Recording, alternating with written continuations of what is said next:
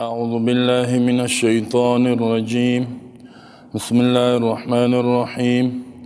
كيف تكفرون بالله وكنتم أمواتا فأحياكم ثم يميتكم ثم يحييكم ثم إليه ترجعون. آیت 28 سورة بقره. در این سورت مقاصد بسیار بلنده که انسانها مکلف هستند که او اهداف تعقیب کنند. الله بیان میکند که اول موضوع عقیده توحید بود و نظام توحید و صداقت رسول الله صلی الله علیه و اثبات رسالتش، احکام و قوانین سیاسی، اجتماعی، خانوادگی، مختلف قوانین الله بیان میکند و حکم سیوم جهاد فی سبیل الله به خاطر حاکمیت دین الله. کسایی که با شما می جنگن و تجاوز میکنن بجنگین. و انفاق فی سبیل الله، در راه الله به خاطر ترقی و ثبات امنیت حکومت و مردم باید انفاق شود، مال مصرف شود. در آیات قبلی الله متعال ای را بیان کرد که قرآن کتاب الله است، در این شک شبه نیست و معجزه است. پیامبر خاتم النبیین از جانب الله روان شده. نشانه حقانیت خاتم النبیین ای است که قرآن را آورده که معجزه است. قرآن اگر شما میگین قرآن کلام الله نیست، مثل شبیه‌این. وقتی که نمیتونین، از این فهمیده میشه که از توان انسان بالاست. وقتی که یک انسانی او را بر شما بیان کرده، از این فهمیده میشه که او انسان عادی نیست، رسول است، نبی است. اگر نه شما انسان هستین، خیبیرین مثل قرآن. و قرآن در بسیار ابعادش معجزه بود، در فصاحت و بلاغت الفاظش، اخبار تاریخی که از گذشته گپ میزنه، اخبار غیبی، ایجاز اخبار غیبی از آینده گپ میزنه. انشالله باز میاد ما را بیان میکنیم. این تاریخی شمی که حال از آدم علیه السلام گپ میزنه که آدم علیه السلام الله آفرید و ایجاز تشریعی تقنینی قوانینش معجزه است در همه ابعاد زندگی انسان. حتی ایجاز ساینسیش که حال علما بیان دارن که کائنات آفرینشش، ایجاد هستی، وحدت هستی، کائنات چطور خلق شده، مختلف. بس قرآن معجزه است، کسی مثلش آورده نمیتونه. بشارت داد کسایی که قرآن قبول ندارد اونا را با آتش ترسان که خود را نگاه کنن. آتش برای کافر آماده شدگی است. بشارت داد بر مؤمنین کسایی که ایمان میارن جنت ها و نعمت هاست، به شرطی که عمل صالح داشته باشن، مطابق ایمان عمل کنن. تنها عقیده سبب نجات نمیشه. باز الله حکمت بیان مثال ها را بیان کرد. الله مثال بیان میکنه. چرا؟ به اینی حکمت، به اینی خاطر، به اینی خاطر. فاسقین صفاتش را بیان کرد که ینقضون عهد الله، عهد الله را مشکنانن، پیمانی که کردن با امر الله. عهدش چی بود؟ امر و نهی الله. الله چیزی که امر کرده او را عملی، چیزی که نهی کرده اجتناب کن. ولی فاسق منافق کسی است که عهد الله را مشکنانه. و یقطعون ما امر الله به یوصل، چیزی که الله امر به وصل کرده او را میبرد، صله رحمی و غیره، فساد میکنه در روی زمین. اینا منافقین است. در صفات مؤمنین در سورت رعد میاد که یوفون بعهد الله من بعد میثاقه، وفا میکنن و یصلون ما امر الله به یوصل، وصل میکنن آنچه که الله امر کرده وصل شد و فساد در روی زمین نمیکنن. و مخالف ازی در سورت چیز آمدگی سورت رعد. مثلا شما سورت رعد سپاره چند سعی کنین؟ 13 آیت 19 و 20. در آیت 20 الله می فرماید افمن یعلم انما انزل الیک من ربک الحق کمن هو اعمی انما یتذکر اولو الالباب. کسی که می فهمد که آنچه که نازل شده به تو از جانب ربت حق است، باور داره که قرآن حق است. کمن هو اعمی، آیا این مثل کسی شده میتونه که کور است؟ کور یعنی باور نداره که از جانب رب است. این دو برابر نیست. یک کسی قرآن قبول داره، یک تا نداره. این دو هیچ. کسی قرآن قبول نداره و کور است. کور کرام از گنگ در آیت قبلی گفت انما یتذکر اولو الالباب. این پند و نصیحت قبول میکند روشن فکرها. روشن فکرها کسایی که عقل صاف سلیم دارند. کیستن؟ الذين يوفون بعهد الله. فاسق کی بود؟ فاسقین و ما یضل به الا الفاسقین الذين ينقضون عهد الله. اونا عهد و پیمان الله را نقض میکند. مؤمنین اولو الالباب چی میکنن؟ یوفون بعهد الله، وفا میکنن به عهد و پیمانی که الله نازل کردگی است. امر و نهی الله، حلال و حرام، اسلام از او تعبیر میشه به اسلام، به این وفا میکن. ولا ينقضون الميثاق، وعده خدا نه نقص نمیکنن، نمیشکنانن. کدام وعده و پیمانی با امرای الله کرده، با امرای مخلوق کرده، نمیشکنن. ولی فاسق کی بود؟ منافق. منافق چی میکردن؟ ینقضون عهد الله، وفا نمیکردن.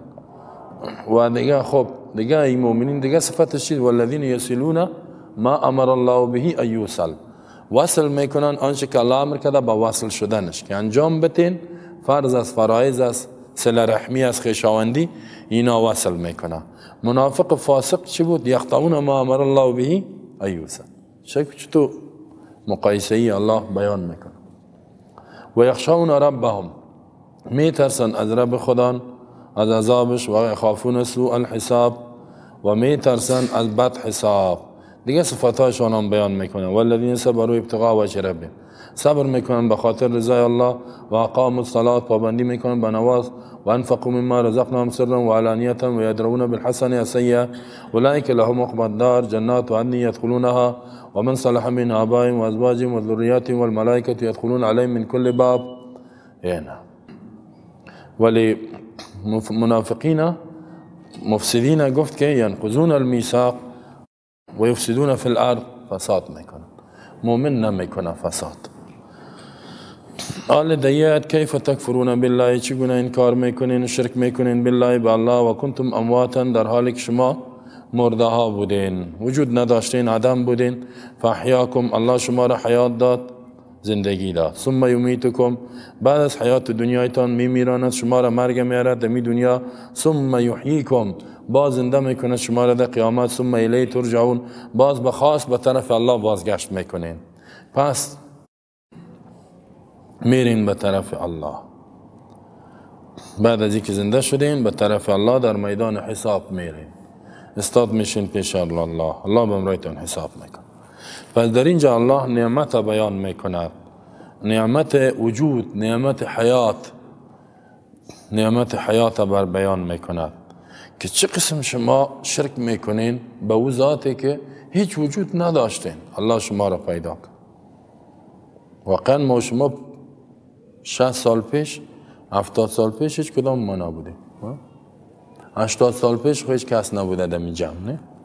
پیدا شده.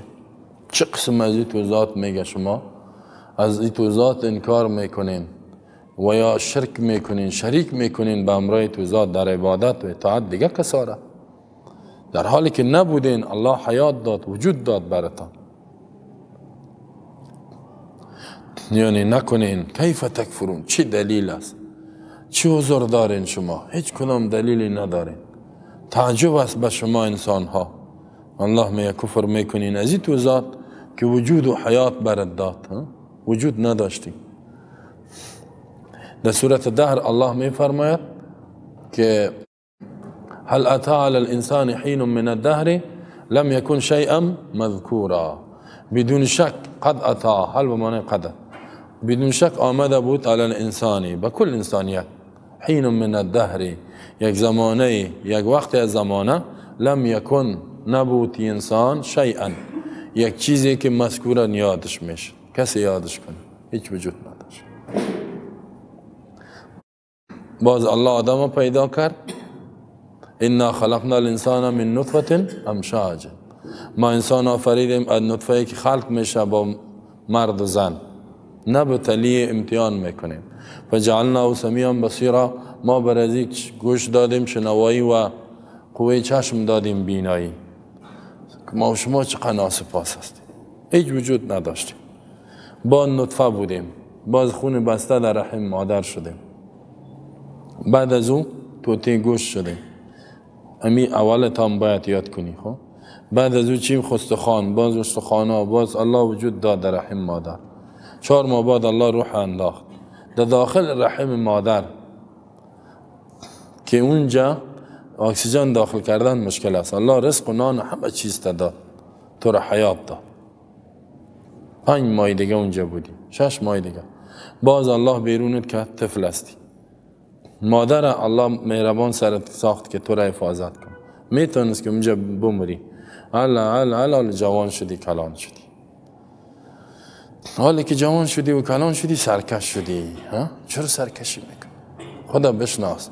پس این جوانی تا الله میگه نمیمانم، تو می مرگت میمری، با جسدت در اختیار دیگر است. این مردار رو سعی کنید هر قسم باشه اونجا افتیدگیست. نه الله میگه چرا تکبر میکنی؟ چرا کلانکاری میکنی؟ باز به طرف الله دوباره میرین پرسانت تالله لتسألن عما کنتم تعملون. قسم به الله، الله به ذات خود قسم میخوره که سوال میشین از این اعمالی که انجام میدین. کدام عملی که شما میکنین سوال میشین. سوال نیتو نیست که به حالت خود شما بانین. تالله لتسألن عما کنتم تعملون. اینجا بزرگترین نعمت خدا بیان میکنه الله و این دلیل به وجودش و وحدانیتش و تصرفش در بندهاش. سعی کنین میگه شما همه اعمال که در زندگی شما صورت میگیره ای از جانب ماست. کیف تکفرون، چگونه شرک میکنین؟ بعضی میگه که صله کفر با واقع شود بالله به معنی شرک. یا انکار، چگونه انکار میکنین از وجود الله و خالق کائنات؟ کمونستا میگن الله نیست، این خوبی بیدین هستن. کسایی که میگن الله است کیف تکفرون، چگونه شرک میکنین؟ با امرای الله در عبادتش غیر الله را شریک میکنی، هم الله را عبادت میکنی هم غیر الله را. ظالم. الله میگه ان شرک لظلم عظیم، خود ظلم است. چی دلیل است که شما میکنین؟ و کنتم امواتا، در حالی که شما اموات بودین. ابن کثیر میگه کیف تجحدون وجوده او تعبدون معه غیره، چگونه از وجودش انکار میکنین یا عبادت میکنین به امراض غیرش را، هم الله را هم غیرش. هر دوش کفر است و شرک است. و کنتم امواتا و قد کنتم عدما، در حالی که شما عدم بودین. اموات موت با بالای چی هم استعمال میشه؟ نیستی که نباشه انسان. فاخرجکم الی الوجود، الله شما را به وجود آورد. در دیگه سوره الله می فرماید ام خلقوا من شیء ام هم الخالقون، آیا اینا از یک چیز خلق شدن یا خودشان خالق هستند؟ ام خلقوا السماوات والارض، آسمان ها را اینا پیدا کردن؟ خودشان پیدا شدن؟ نه، انسان وجود نداشت. بیشتر آیت خواندیم و یک آیت دیگه هم است که الله می فرماید و آیت لهم الارض المیته، در سوره یاسین. نشانه است از برای وحدانیت قدرت الله لهم، از برای انسان ها الارض المیته، زمین و منطقه خشک. میته اینجا به معنی خشک میگن. احییناها که ما حیاتش میتیم، این زمین سبز میسازیم. و اخرجنا منها حبا، و بیرون میکنیم از زمین دانه ها را، گندم، جو، جواری، لوبیا، نخود و غیره میوه ها. فمنه یأکلون، بعض از اینا میخورن. اموات غیر احیا، یعنی موت با بالای عدم هم استعمال میشه. عدم بودین، هیچ وجود نداشتین. فاحیاکم، الله شما را زنده ساخت. الله شما را چی کرد؟ حیات داد. حیات چی هستی؟ حیاتی که در دنیا است، یعنی در رحم مادر میایی تو در دنیا. ثم یمیتکم، بعد از شما را میمیراند، یعنی بعد از حیات دنیا. در سوره ملک الله می فرماید تبارک الذی بیده الملک و هو علی کل شیء قدیر الذی خلق الموت والحیات، آن ذاتی که مرگ آفرید، حیات آفرید، لیبلوکم، تا که شما را امتحان کند. ایکم احسن عملا، کدامتان بهترین است در عمل، کی زیبا عمل میکند. مرگ و زندگی به می است، حیات به می است. ثم فاحیاکم، شما را حیات داد در دنیا. اول آدم علیه السلام از خاک آفرید، بعد از او ما و شما را نطفه. انا خلقنا الانسان من نطفه. یا ایها الناس ان کنتم فی ریب من البعث فانا خلقناکم من تراب. در دیگه جای الله تفسیر میته توضیح میته.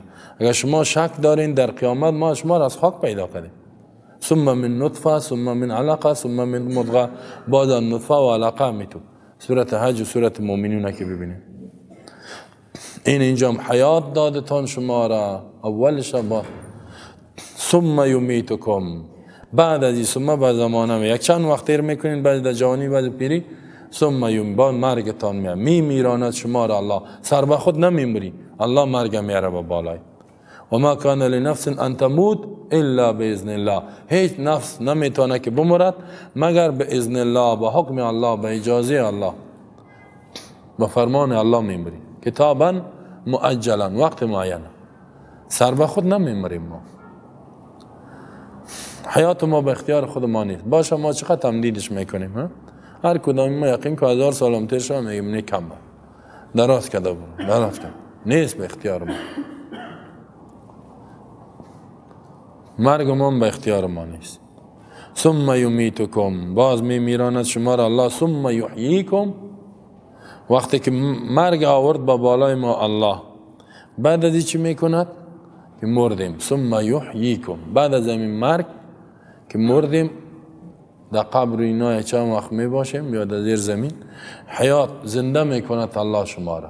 در کجا؟ در آخرت، بعث بعد الموت، از قبرها شما را میخیزد که خیستان حیاتتان داد. ثم الیه، بعد از او باز خاص به طرف الله ترجعون، بازگشت میکنین، یعنی میرین پیش الله به حساب کتاب.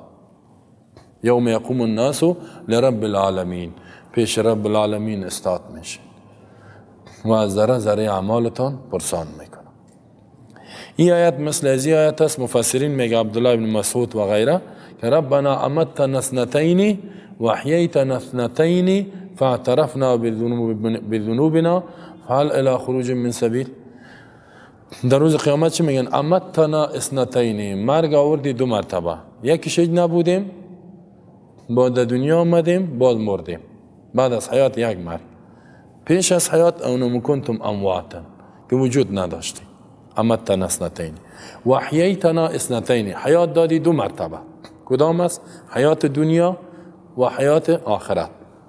خب کافر اونجا اقرار میکنن 2 دفعه مرگ آوردی، 2 دفعه حیات دادی.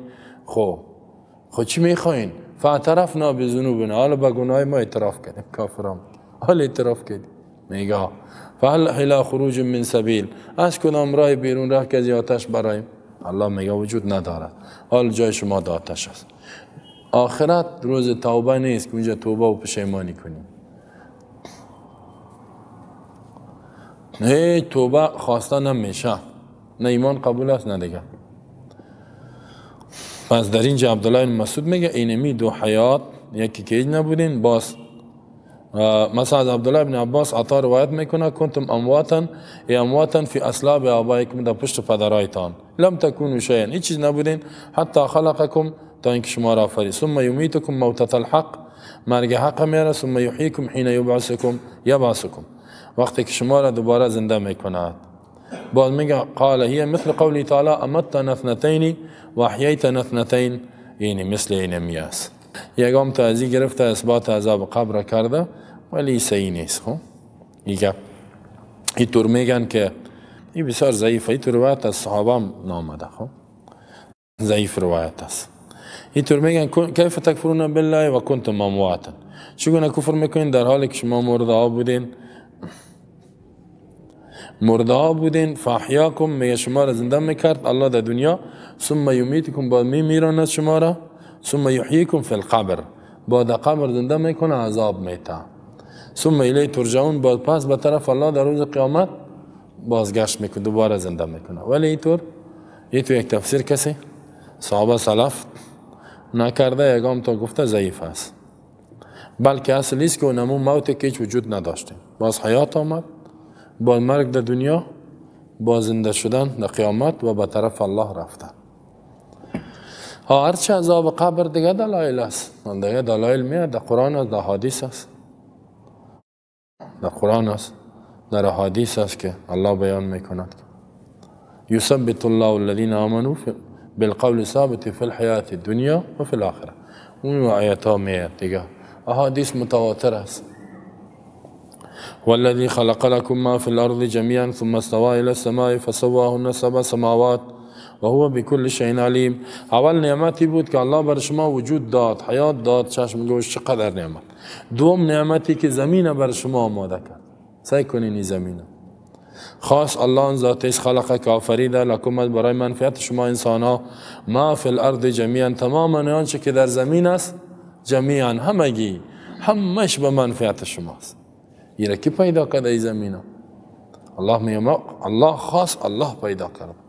ثم استوى الى السماء، باز بلند شد الله به طرف آسمان، فسواهن برابر کرد امی آسمان ها را 7 سماوات، 7 آسمان جورش کرد. و هو بكل شيء علیم، الله به هر چیز عالم است.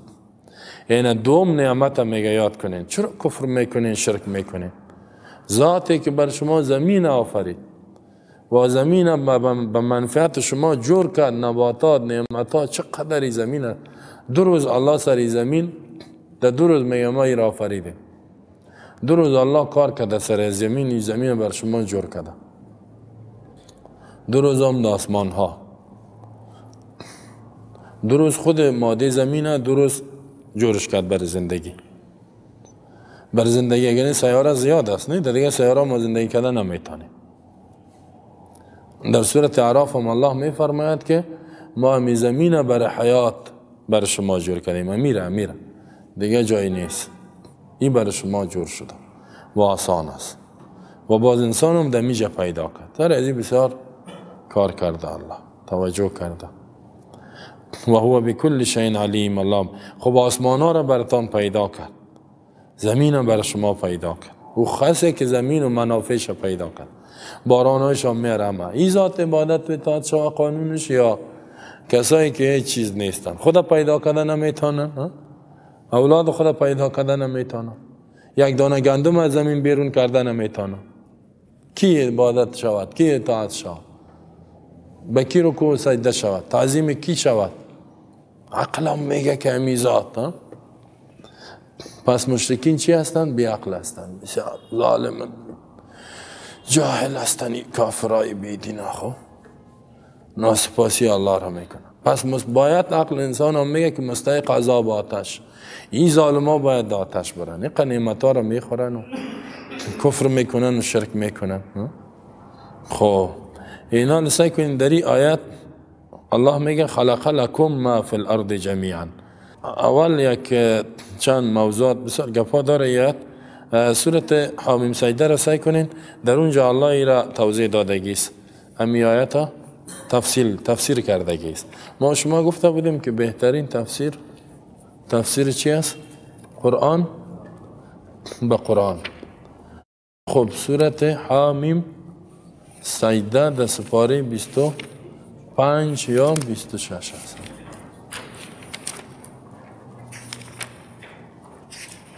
سپاره 25 این آخر سپاره 24 است. آخر سپاره 24 در این بعض نام عزیز سورت فصلت در این قرآن ما فصلت نام داره، بعض جا حامیم سجده و مختلف نام ها داره. الله در اینجا می فرماید که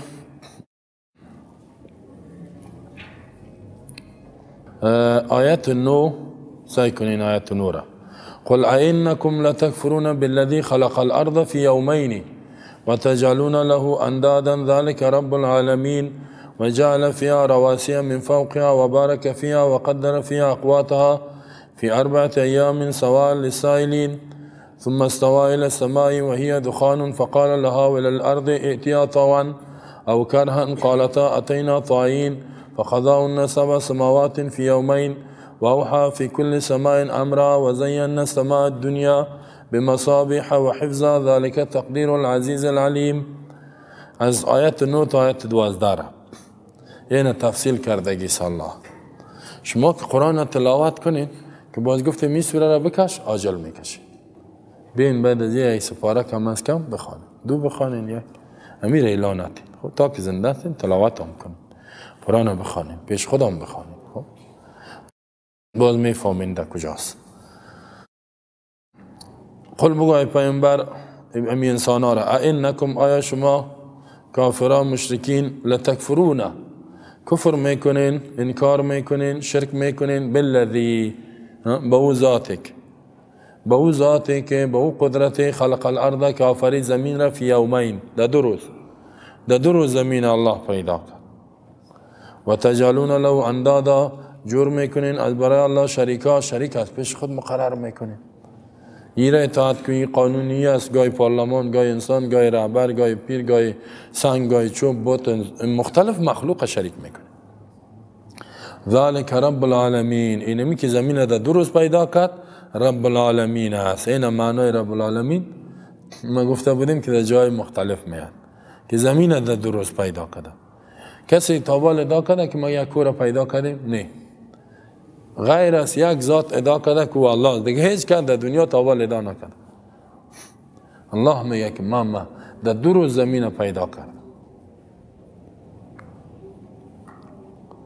در سورت های اعراف میان خلق السماوات والارض فی 6 ایام نه در 6 روز در 6 روز گفته ثم استوى علی العرش بعد مستقر شد الله به بالای عرش به بالای عرش بلند شد قرار گرفت بالای عرش در 6 روز عالم 6 روز اینجا میگه که چند روز چقدر تفصیلش میگه اینجا گفت خلق لكم ما فی الارض جمیعا زمین بر شما آفرید اینجا میگه فی یومین در 2 روز و منافعش که هست چه که 2 روز دیگه منافعش و جعل فیها رواسی آفرید فیها در زمین رواسی کوهای محکم را من فوقها در بالای ازی کوها را انداخت و الجبال اوتادا من حیث میخ سرش انداخت و بارک فیها برکات زمین انداخت و قدر فیها اقواتها اندازه کرد روزی و رزقش برکاتش چیز نباتات گیاه ها حیوانات خزنده ها اکسیژن آب این کل چیزش جور کرد الله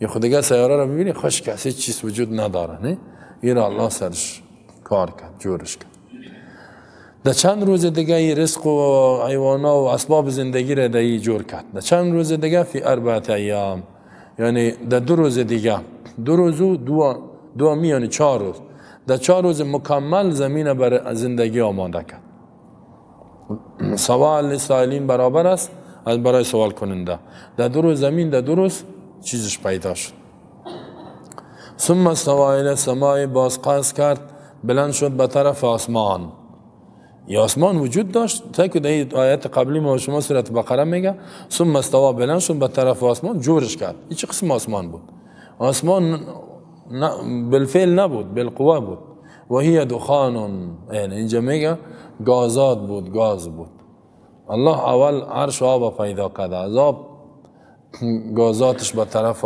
بالا رفت خب عالمی ساینسدانای فعلی جامو و جیمو یا میگن که آسمان کائنات میگن اول چی بوده گازات بوده میگن در تراکم گازات کثافت از اینا میگه پیدا شد حال میگن در قرن 20 در آخر قرن 20 گفتن تنی را ما کشف کردیم این گپ گفتن وقتی قرآن دیدن که عین چیز 14 قرن پیش گفته شده حیران ماندن که چه قسم کتاب است یه خو انسان میگه در او عقلم نداشت 14 سال پیش نزی فهمیده میشه قرآن چی است کلام الله اینجا اجاز علمیش است خب اینجا الله اینا بیان میکنه ایجاد هستی که هستی را چه قسم پیدا کرد دخان بود گازات بود فقال گفت الله لها برای چی آسمان وللارض از برای زمین ائتیا بیاین جور شوین طوعا او کرهن به خوشحالی یا به زور چه قسم جور میشین به زور جورتان کنم همین چیزی که ما میخوایم یا به خوشحالی مین قال تاردوشان گفتن اتینا طائعین به خوشحالی میایم صاحب همون قسمی که شما بگین جور میشین هر چیزی که الله فرمان بده میفهمه میشنوه این تو نیست که ما حیات همین گاو است حیوان است سنگ است چوب است هر چیز میفهم لو انزلنا هذا القرآن على جبل لرأيته خاشعا متصدعا من خشية الله ریزه میشه از ترس الله هر چیز الله را میشناسه و خالق است نه یک انسان نافرمانی میکنه الله میفرماید در سورة آل عمران که افغیر دین الله یبغون، آیا غیر دین الله اینا دیگه دین طلب میکنن غیر از قانون و فرمان الله؟ وله اسلم من فی السماوات والارض، در حالی که برای الله تابع است تمام کسایی که در آسمان و زمین است، طوعا او کرها، به زور و به خوشحالی. اگر ما و شما احکام تشریعیش قبول نکنیم، تقنینی اختیار با ما داده، احکام تکوینی سر ما تطبیق شده. الله ما را گفت پیدا شو، ما و شما را در فلانه جا گفته تانستیم که نمیشیم، رنگ تی باشه، قواره تی باشه، چشم تی باشه، از فلانه جای باشی، زبان تی باشه، پیدا شده. بسیار احکام تکوینی الله با بالای ما و شما تطبیق شده. مریض شده اینی وقت جوری وقت مریض نمیشیم، گفته میتونیم نه مریض نمیشیم، الله میگه مریض شو خلاص دیگه. بسیار احکام تکوینی الله با بالای ما بدون اختیار تطبیق شده میره. فقضاهن سبع سماوات، جور کرد الله فیصله کرد آسمان ها را، 7 آسمان، فی یومین در 2 روز، 2 روز، 2 4 چند شد 6. و اوحا فی کل سماء امرها، وحی کرد الله در هر آسمان حکم خود را. و زینا سماء دنیا بمصابیح، آسمان دنیا را با چراغا زیبا کردیم. و حفظ و حفاظت از شیطانات، ذالک تقدیر العزیز العلیم، این اندازه کردن ذاتی است که غالب است عالم است. مارکس چی میگفت؟ آسمان ها خودش پیدا شده سر به خود، بیدین عالم قرن 19. مارکس کار یهودی، ما چم سر دین یهودیت سر از چی تجاوزات شده بود، آمد بیخی دین انکار کرد، کلان که شد گفت دین افیون ملت هاست، زهر و تریاک است، کل دین رد کرد، نه یهودیت امان نه نصرانیت امان، گفت خالق وجود نداره. پرسانش کردن که آسمان ها، گفت از قدیم وجود داشت، کس پیدا نکردنی، خیلی انسان ها چطور میشه؟ این گفت خودش تصادفی پیدا میشه. گفتم بخیر بیعقل هستی تو، تصادفی کدام چیز است؟ ما اینجا میریم یک دو منزله را میبینیم میگیم اوه، یا کسی که بیا میگه چی انجینری داره، بگم انجینر نداره، خودش پیدا شده، خودش هم تو جور شد، کسی قبول میکنه؟ این آسمان ها را سعی که نظم نظام است که سیارات میلیون ها سیارات به یک نظم روان است. دیگه انسان تصادف نشستش سعی که 7 میلیارد انسان است، 7.5 میلیارد. این یکی دیگه فرق داره، نه در تصادف خو نظم نیست. اگر 1000 چوکی را از اونجا انداختیم که قسمی بود میگن تصادف، اگر می تو منظم در زیر کو چوکی ها باشه، یا کسی بگه می تصادفی جور شده که عقل قبول میکنه؟ بسیار بی عقل آدم بوده مارکس. خو مارکسیزم، کمونیستایی که با اینجا تجاوز کردن در افغانستان چی میگفتن؟ افغان نوین، افغانستان نوین، انسان نوین که وفادار به دوستی افغان شوروی، لنینیزم، مارکسیزم، کمونیسم باشه. این رای آدمای رئیس جمهور سابقه که روسا را آورده بود تموم میگفت. لنینیزم، مارکسیزم، مارکس هم عقیدهش و کسایی که عقیده را هستند. انسان سعی قدرت الله را اینجا را ما را اگر بگه دینه قجای 1 لک فرق جور کو نمیتانیم، نه هر قدر 1 لک که یک شد دیگهش فرق کنه. 1 میلیارد فرق انسان میتونه در قجای جور، 7.5 میلیارد فرق است. 10 میلیارد دیگه داینده بیا هم جایش فرق داره، 100 میلیارد دیگه هم تیر شده باشه فرق داره. قدرت الله، عقل انسان میگه والله که الله وجود داره. تصادف چی میکنه؟ کمونیست بی عقل جاهله، تصادف است میگه. آل علم ساینس 1000 دانشمند فعلا کافر مسلمان نه میگن هیچ چیز در دنیا تصادف نیست. فعلا فیلمای خدا انداخته رایست، هیچ چیز میگه کلش با یک نظم حرکت میکنه، کلش قبول دارن که قوت خالق است، ولی اینقدر میگن که ما قانونش خودمون عملی نمیکنیم، قانونش قبول نداریم خودش داریم. این تو میگن بازم کافر هستی، قانونش قبول نداریم خودش داریم. این چه قسم شد؟ خودش داری و قانونش قبول نداری؟ پس در اینجا الله می فرماید که پس شما دیدین که خلق السماوات فی 6 ایام ثم استوى علی العرش. الله خلق لکم بر نفع شما، لام بر منفعت، ما فی الارض، تمام شد. کمونیستا از این آیات متشابه یعنی معنا رو نمیتا. یک استدلال دیگه کرده بودن، یکی خوب با کافر بودن ولی باز چی میگفتن؟ از این میگفتن ما عقیده مارکس همی بود که کل همی زمین مشترک است. او عقیده یکی گفت خالق نیست، دیگه مارکس گفت که همه چیز مشترک، کمونیسم نظام اشتراکی. چون که این کمونیسم در عکس العمل در برابر چی بود؟ در برابر کاپیتالیسم بود، نظام فیودالیسم سرمایه داری. اونا بسیار ظلم میکردن.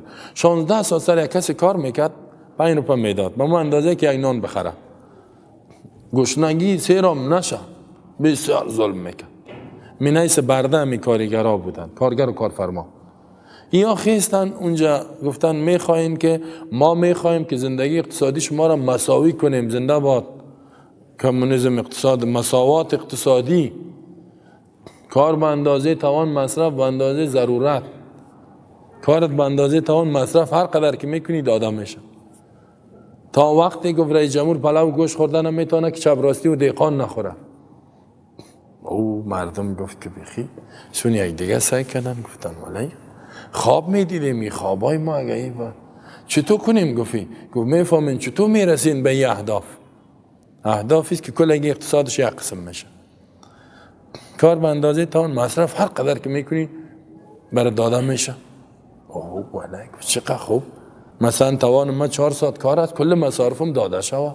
یه خود کلی که میخواه.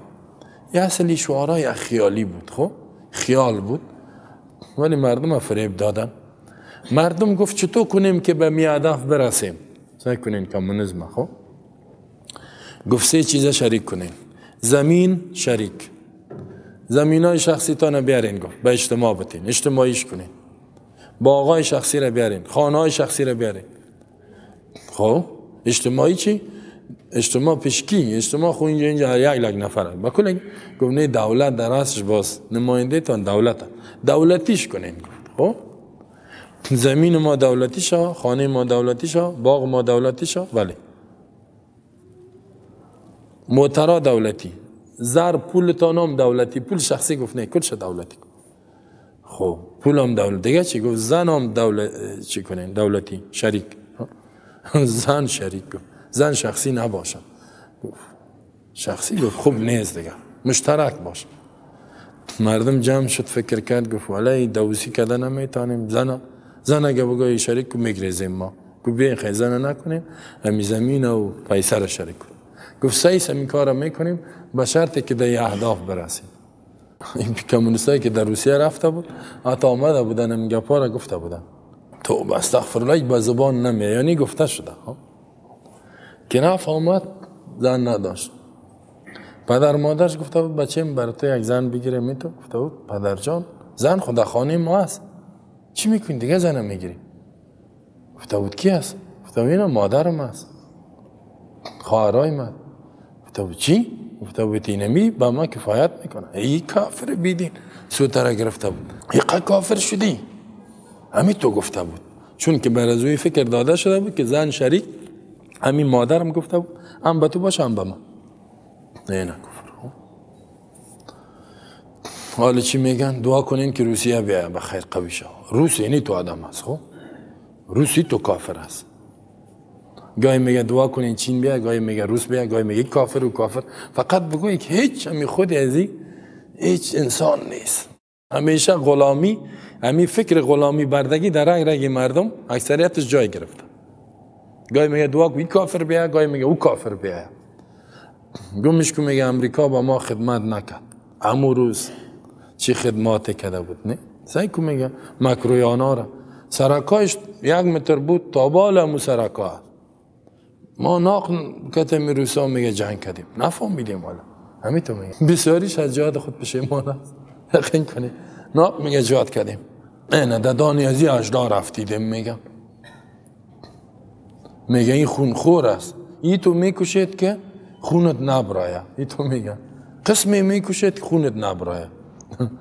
از گشنگی بی صدا میکشید. میگه او که بود میگه خیر است یکم راکت میزد ولی بسیار خدمت کرده بود. برق مفت، برق دولتی، سرکا دولتی، موترا دولتی. 1 روپیه میگه بالا میشید یک تکت میدادی خلاص دیگه 1 روپیه. همه چیز دولتی بود، پانتونا دولتی، شفاخانه دولتی.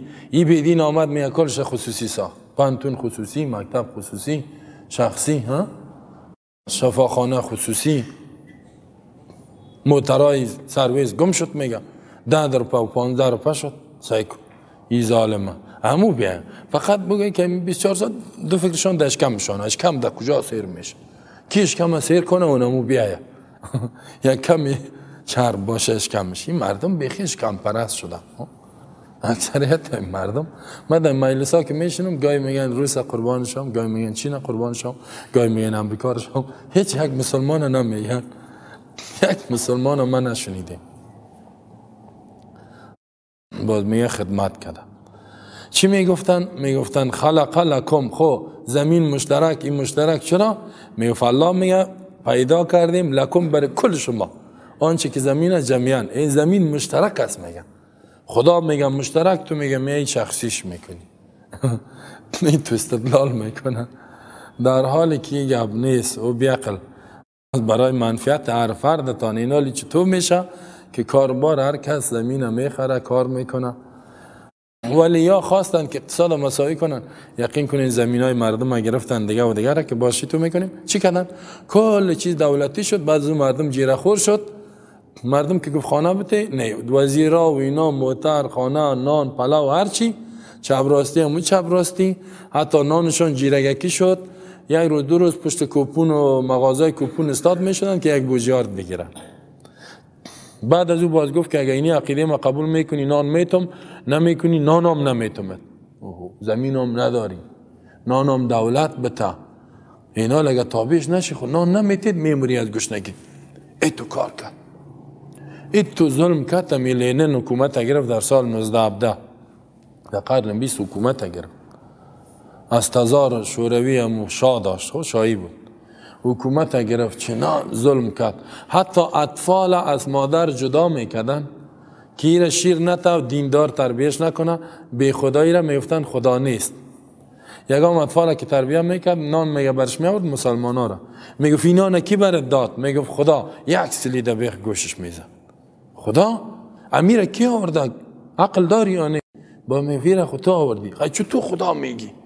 نانم من میارم باز میگی خدا دا. بازو دیگه چپ میکرد بیچاره. حالا یک دلیل دیگه بگه بیخی چپش میکنم میزنم. میگفت این نان کی برات داد؟ میگفت خدا. چپ میکرد میزن. این تو کافر هستن. خب همی عقیده یک کسا فکرش بفهم ظالم ترین روی زمین همونا بودن، ظالم ترین. حال دیگه پیش نمیرم که وقت ما را میگیره. خب باید بشناسین همی مردم ها را. گروپ های زیاد هست، همی حالی هم هستن. حالا باز روس آمده نیروهای خود در تاجیکستان زیاد کرده و اینجا ارتباط گرفته کت طالبا و کت اینا. میخواه که آینده امریکا که میره ما پس بیایم. بسیار امیدوار شده. یقین کنه پس امیدوار شده که بیایم میخواه که اشغال کنه روس اینجا. اون روز اخبار گفت که نیروهای خدا در تاجیکستان زیاد کرده رای تیارا و اینا که میانده گپ شد دیگه عاجل بیا امریکا رو بگه برو دیگه گپ تو خلاص. نوبت مشد، نوبت تکان کردن. گاهی اون میایی گاهی میره او. ما هیچ، ما در جمله انسان نمیریم پیش از اونا.